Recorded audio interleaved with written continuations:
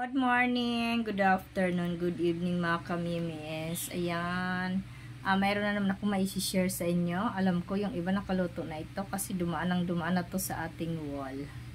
Sa notification baga. Ayan mga kamimis, magluluto tayo ng simpleng paksiw na bangos. Paksiw na bangos with liempo.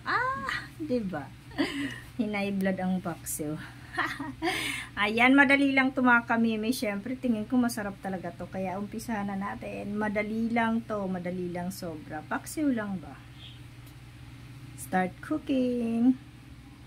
Dito meron akong isang buong bangos. Worth 130. Tapos bumili ako ng liempo. Magkano ba yan na liempo? 60 ata 70. Siyempre, ang ating pangmalakasang sahog, ganyan lang. May talong, tsaka siyempre paminta, suka, natural meron yan suka kasi paksiw nga. Then, sa start niyan ay ipiprito lang muna natin tong bangos. Simple lang yan, pero tsak malami to. Yan, prito lang natin mga kaminis yung liempo hanggat ay mag-brown siya. Pwede nyo rin bawasan ng mantika ayaw nyo ng maraming mantika. Titingnan ko na lang later.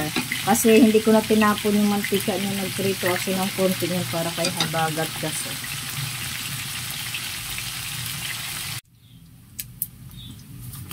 Ayan, pwede na natin ilagay ng kaminis yung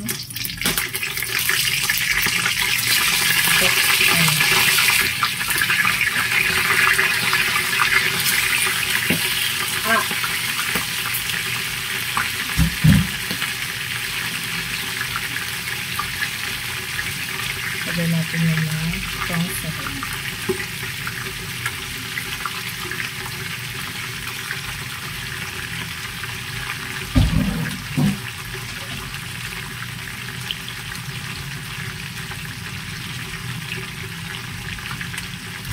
Siyempre lagyan ng asin.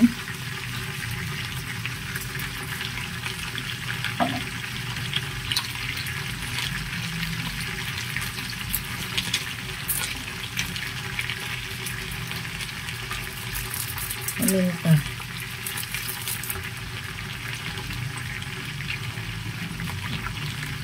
Konting asukal pang pabalance ng lasa.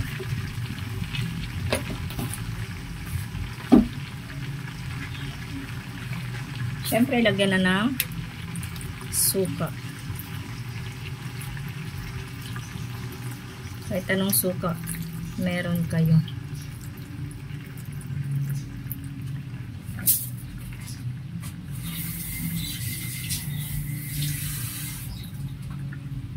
Siyempre, tansyahin mo lang yung tubig kung gaano karami niluto mo na alam mong ikakaluto niya.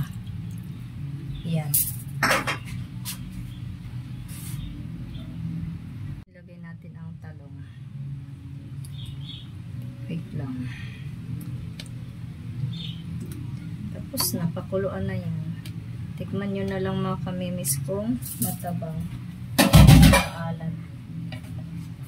Antay na lang natin maluto. O diba, ang bilis lang. Mga kamimis, luto na agad ang ating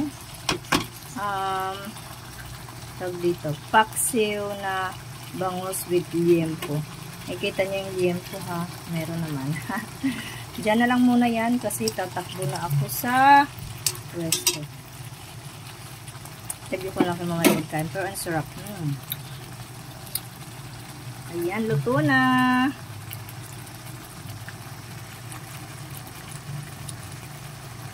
Pinamantika ko yan siya. Muntik ng pahugsan.